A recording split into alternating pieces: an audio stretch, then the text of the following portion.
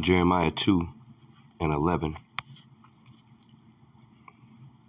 And it reads in the KJV, "Hath the nation changed their gods, which are yet not gods? But my people have changed their glory for that which doeth not profit." I want to give all praises, honor, and glory to Yahweh, Ba'ashem Yahweh Shai, Ba'ashem Rakakwadash. Double honors to my apostles and elders, a great millstone, and peace and salutations to the hopeful elect of Israel scattered abroad. Have a nation changed their gods? Now, I got this because you flip through, you get the daily verse or daily psalm or something like that, and Jeremiah 2, and actually it was 30. I think it started at 30, 31. It had to start at 31, but it says Jeremiah 2 and 31, and like it was just going through, and it was just put me in a mind state. Well, might as well do a lesson on this because there's plenty of scriptures that we can add to this, and plenty of scriptures. So this is Jeremiah 2 and 31. O generation, see ye the word of the Lord. Have I been a wilderness unto Israel, a land of darkness? That's right. Wherefore say my people, we are lords. We will come no more unto thee. And that's what's happening these days. Our people, it's almost like they hate the Lord. If you tell them that the Lord is not a so-called white man, they hate you for it.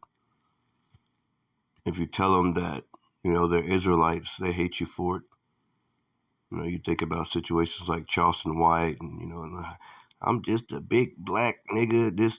He just wants to be a nigga, Our people just are cool with being niggas. They don't care about who they were before the slave ships.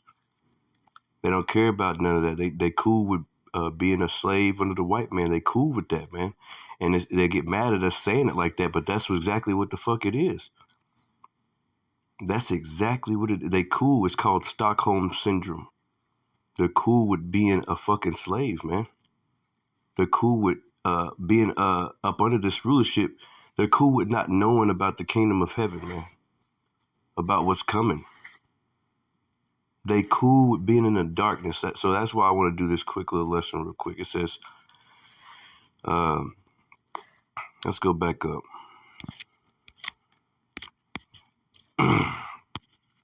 This is Jeremiah 2 and 11. Again, it says, have a nation changed their gods, which are not yet gods, but my people have changed their glory for that which doeth not profit. Be astonished, O ye heavens, at this, and be horribly afraid. Be ye very desolate, saith the Lord. For my people have committed two evils. They have forsaken me, the fountain of living waters. That's right. Our people have forsaken the Lord, the fountain of living waters, man. Everything that could prolong your life, okay, that can give you goods and riches and an understanding of the Lord, okay. We just throw it to the side, man. Okay, the Lord told us not to worship these different gods, not to go into not to we're not supposed to worship other gods. We're not supposed to get around the heathen and do that type of shit,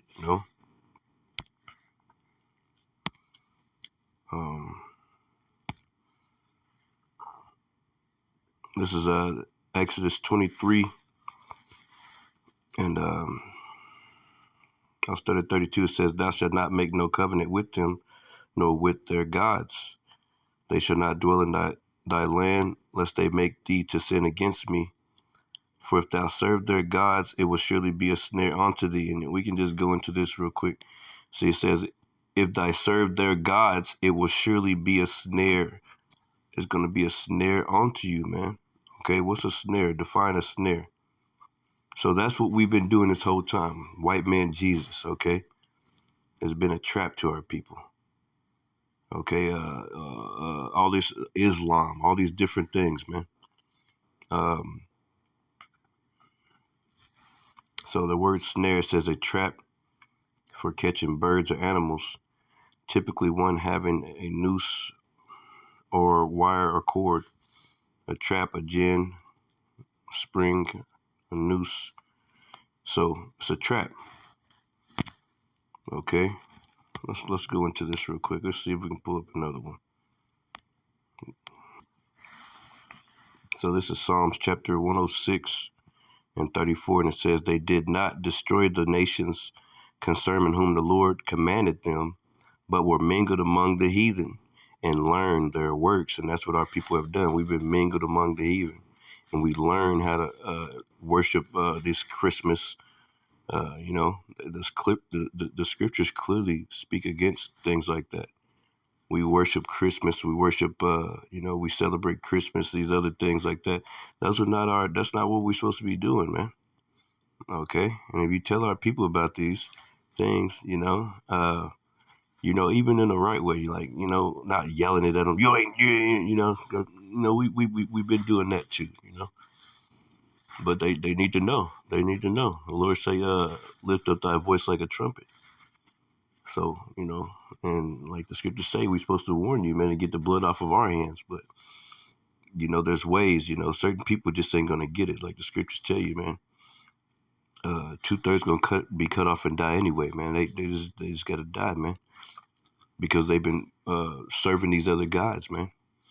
Okay, and we they're not trying to forward Yahweh Shem Yahushai in the earth, man. Okay, they're not trying to seek. They're not trying to change their ways and seek after the Lord. So 2/3 got to go. It says, but they were mingled among the heathen and learned their works, and they served their idols, which were a snare unto them. Yeah, man. Yeah, they sacrificed their sons and their daughters unto devils, man. That's right, and that's what our people are doing today, sacrificing their sons and their daughters on the devils. These different programs, these colleges, these fraternities and shit. Uh, you know, leading your children into Freemasonry. Jake's still doing that shit, man. Okay, getting along with the heathen. It says, and shed innocent blood, even the blood of their sons and their daughters, whom they sacrificed unto the idols of Canaan, and the land was polluted with blood. That's right. See, and I wanted to get this. See, in the book of Wisdom of Solomon 13, because I was looking in here, and it goes into pretty much like, this, this wood and stone, and like our people worship these things like, that don't benefit them, man. Okay, and going back to the scripture, let me pull that back up. Okay, let's go back to let's pull that Jeremiah 2 back up. And let me read this one more time. This is Jeremiah 2 and 13. It says, "For my people have committed two evils. They have forsaken me, the fountain of living waters," man. And I wanted to pull that back up. And it says, "and hewed them out cisterns, broken cisterns that can hold no water." Yeah. Okay. This everything else besides the Lord, right? You want to worship everything else besides the Lord, Yahweh Shem Yahushai, man. Okay. And let me pull up some of those cross references right there. Broken cisterns. I want to pull up that fountain of living waters. Okay. This is the book of yeah. Let's pull that one up. St. John 4 and 14, 144. And written in red letter it says, "But whosoever drinketh of the water that I shall give him shall never thirst." Okay, that's wisdom, knowledge, and understanding. "But the water that I shall give him shall be in him as a well of water springing up unto everlasting life." That's right, man. Okay, that's right. So the Lord wants to give us that water. I think it's a different one. Let me see. Fountain of living water. Because I went through this earlier. Yeah, but that's a cool one. Let me see. Let's go back. So let me read that again. Jeremiah 2:13, and it says, in the NLT, for my people have done two evils. They have abandoned me, the fountain of living water, and they have dug them out. They have dug for themselves cracked cisterns that can hold no water at all. And I want to pull this up. Wisdom of Solomon chapter 13, then I'm going to close it out. Because our people are still doing the same things today, man. And just look at this analogy right here. This is Wisdom of Solomon chapter 13. And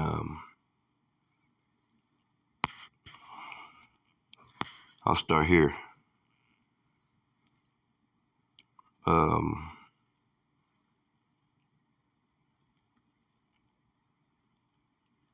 Let's just start here. At verse 1, it says, surely vain are all men by nature who are ignorant of power, and could not out of the good things that are seen know him that is. Neither by considering the works did they acknowledge the workmaster, but deemed either fire or wind or swift air or the circle of the stars or the violent water or the lights of heaven to be gods which govern the world. Okay, it's talking about, see these people, these other heathens. See, the Lord told us not to be ignorant, not to be afraid of the signs of heaven, because those are the chariots, man. So us worshiping these different gods, we started, going off, man, against the Lord, man. Okay, that's for the heathens, man. It says with which whose beauty, if they being delighted, took them to be gods. Yeah, they worship the sun and the moon and the stars and all these other shits, man. Okay, just like they do today. It says, let them know how much better the Lord is of them is, for the first author of beauty hath created them. Yeah, it's basically saying the Lord created the sun and the moon and the stars. But these people, these heathens that's on the earth, man, they worship the sun, moon, and the stars instead of worshiping the Creator. It says, but if they were astonished at their power and virtue, let them understand by them how much mightier he is that made them. For by the greatness and beauty of the creatures proportionally, the maker of them is seen. Okay, you look at everything, the human body, like everything is so perfect, man. Right? It says, but yet for this they are less to be blamed, for they peradventure err, seeking God, and desires to find him, for being conversant in his works, they search him diligently, and believe their sight, because the things are beautiful that are seen. Howbeit, neither are they to be pardoned, for if they were able to know so much that they could aim at the world, how did they not sooner find the Lord thereof? But miserable are they, and in dead things is their hope, who call them gods, which are the work of men's hands. And this is my point. Gold and silver, to show art in, and resemblances of beast, or a stone, good for nothing, the work of an ancient hand. Now a carpenter that felleth timber, after he hath sawn down the tree, meet for the purpose, and taken off all the bark skillfully round about, and have wrought it handsomely, and made a vessel thereof fit for the service of man's life. It says, and after spending the refuse of his work to dress his meat, hath filled himself, and taken a very refuse among those which serve to no use, being a crooked piece of wood and full of knots, have carved it diligently. So he carved it. The man carved it diligently. Okay, and that's what these heathens do. Okay, and then Jake worshiped these heathens gods, man. Okay, Jake is worshiping these different gods, man. Okay, still to this day. It says, have carved it diligently when it had nothing else to do, and formed it by the skill of his understanding, and fashioned it to the image of a man, or made it like some vile beast. Yeah, you think about the Buddha statues and shit, these different statues that people worship. Okay, you got Jake worshiping these different gods, man. It says, and with paint, it says, or made it like some vile beast, laying it over with vermilion, and with red coloring it, and with paint coloring it red, and covering every spot thereof. And when he has made a convenient room for it, set it in a wall, and made it fast with iron, for he provided for it that it might not fall. See, you gotta, yeah, you provided for it. You gotta make sure the motherfucker don't fall and break, man. Like that Dagon, okay? It says, for it is an image and have need of help. It is an image, man. And our people got to stop worshiping these damn images, okay? It's 2025, and Jake still got a white man Jesus inside their house, man, on a picture. Anyway, man, with that, I'd like to say shalom.